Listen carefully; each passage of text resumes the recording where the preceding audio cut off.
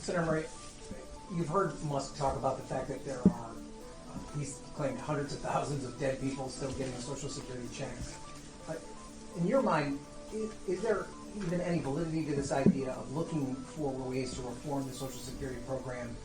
And is there a way to find these savings that he's looking for without it impacting everyday people's benefits? Not in the huge ways that he is going after. Everybody wants efficiency. Efficiency actually comes, and we were trying to work on that in Social Security to get their IT systems up to speed and working better so people could get responses more quickly, more efficiently. That's not what he's doing. He's just firing all the people who answer the phones and who allow Social Security to work. I mean, think about this.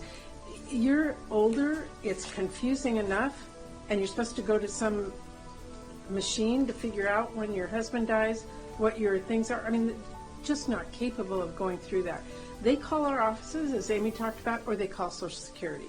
They have a right to get their Social Security benefit, and in this world, not in maybe the tech world of wherever they come from, but certainly in our world, taxpayers, best way to help them get their benefits that they have earned efficiently is working with people in a real way, and that's who he's taking away. Patty, can I just offer a statistic on that point? Yeah. The latest numbers are Social Security delivers 99.7% of retirement benefits accurately and on time. This is an agency, we're happy, the finance staff, to give you these things. And by the way, if you want to deal with race, fraud, and abuse, you don't fire the Inspector General, so, and they did. And there are changes you can make on how much people are taxed with the $400,000, people making over $400,000 a year, that they're able to put in more into. That would literally write the system for years and years to come. So that's one way they could do it, but that's not what they're talking about. Senator Murray, are Democrats going to insist on language rolling back and preventing these cuts as part of the deal to bring the CR up for a vote? Keep the government open? We are looking at a number of different things. I'll just say this. The only one who wants a shutdown right now is Elon Musk. He's tweeted he wants one. Nobody else wants a shutdown. We are all working to get this done. In my opinion, the best way to do this is to do a short-term CR. Our committees are capable of getting this done with a short-term CR and ready to go to work. Martin O'Malley predicted a collapse in 30 to 90 days. Do you think it's that dire? I do. If they let this many people go there and don't get checks out, I think Ron's assessment is right. What is their final goal here? Is it to just privatize Social Security? That would be a huge disaster. But yeah, I mean, when you're firing this many people, closing that many offices, don't have people to write the checks, you are looking for disaster.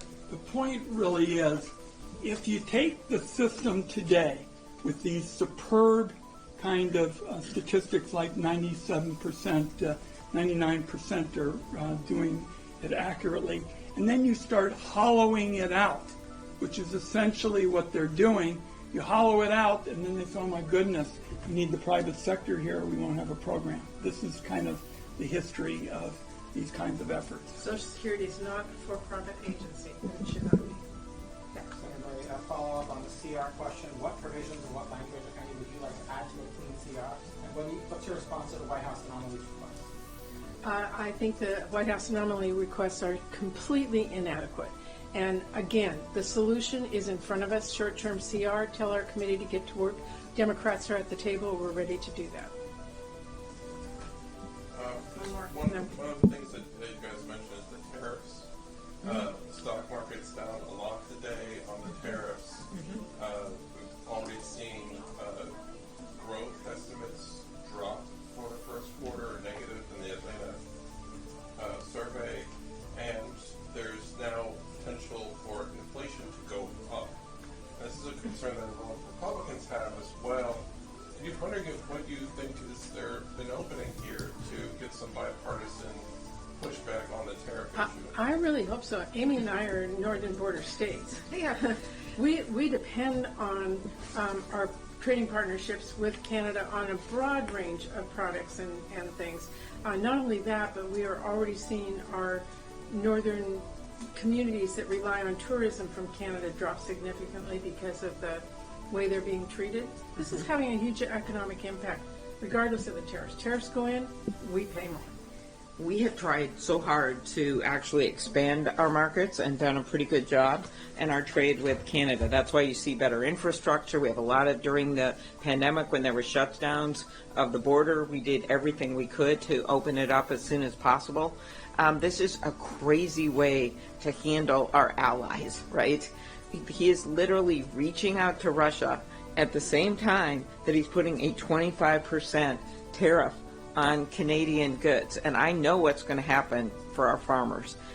We have got even some of the fertilizer and things like that. If you look at how much that adds to a cost for an acre of corn or an acre of soybeans, it's an unbelievable market. This has been one of the really crown jewels of American economy. The fact that we are able to export agriculture and have free trade back and forth. There's always things we can do to improve it. The USMCA was negotiated, the Mexican-Canadian trade agreement, under President Trump. He was always proud of that trade agreement. And if we want to make changes, say I have some pet peeves about Canadian dairy and how that works, okay, fine. That's a place to do it. Not with this across-the-board 25% tariff. And yeah, when they're booing at hockey games, that's a big deal in Minnesota, because that is an example of tourism on steroids when we've got all of the trade that we do all the time with Canada. In answer to your question, I cannot imagine Republican members of Congress aren't hearing what we're hearing. Yeah, and businesses, farmers, they're all hearing it. They're just not saying it out loud. Can I ask a question about Social Security? Okay. Last question. I'm going to go do my rural radio interviews in Minnesota. Before we leave trade real quickly, coming over here, we were getting the information that manufacturers look like they're responding really badly to this latest round of hits. One more question, and I've got to go. Senator Schumer mentioned the Democratic efforts to push back on privatization in 2005. People outside of Washington may not be feeling the DOGE cuts on, on issues like USAID, but do Democrats see Social Security as something that could resonate? Because obviously It will resonate when seniors and people who rely on Social Security call because their disability check or their Social Security check is wrong or something and they can't get through. They're going to be furious. And how soon do you think that? Well, with the layoffs and the office closures, we're already starting to hear from people who are having trouble getting through. Just reaching the offices or Right. not getting their checks? No, I have not heard it personally, anybody not getting a check. But if you cut that many staff personnel and offices, that is just inevitable. This is hollowing out the program. You're reducing, staff, you're going to make it harder for people to get information. This is the kind of sort of prelude to privatization. Thank you all. Thanks, Senator.